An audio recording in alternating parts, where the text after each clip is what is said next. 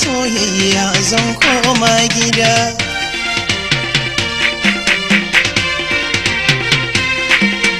Soyayya na fito yarinya da soyayya zan koma gida.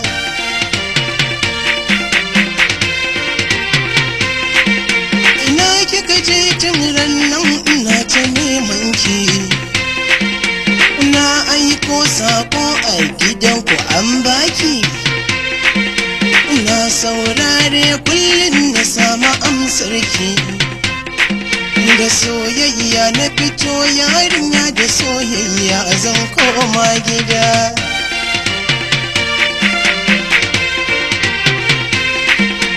Taho malam taho gani nan da soyayya na fito daga gida.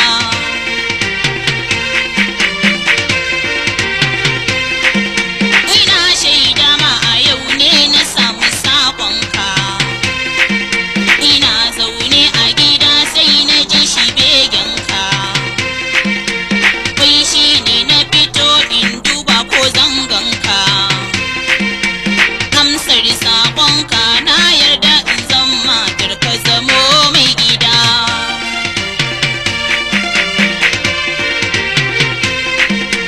Gaishe ki gimbiya mai mulkin dukan zuciya. Amsar nan da kika bani jinta na yi godiya. Dan murnar haka yau za na kai ki Saudiya.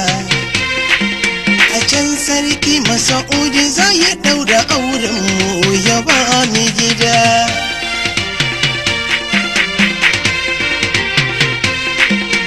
Lallai da shagali in mun sauka Saudiya. Can za a yi biki mai cike da tarbiyya.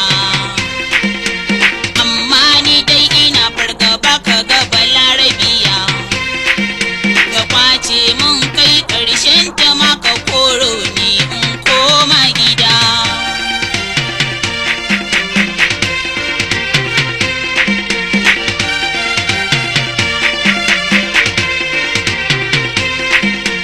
Ba mai alkunya ya kyauta ki shaido ni. Kai ko cikin mazabun hali ki ento ni.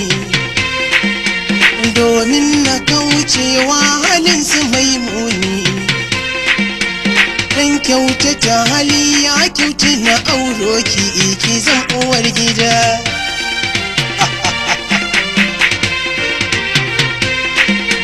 Yau zahiri sarai ya kyautu na shaide ka. Dama faɗa nake dan na ji ta bakinka. Duk kyawu na mace na san ba ta rudinka. Bare ta kwace ka, ni ina ta shaidar ka. Shi yasa na zaɓe ka ka zamo mai gida.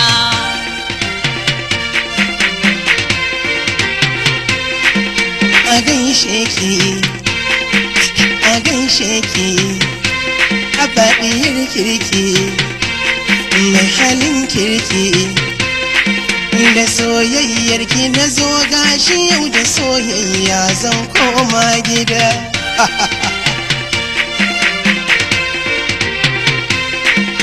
A gaishe ka jarumin so masoyi mai daraja.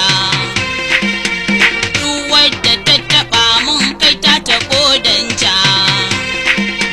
Don ba ni so a soyayya ka zamo haja. Ni kai kaɗai nake so domin ka zam hujjata mai fa'ida.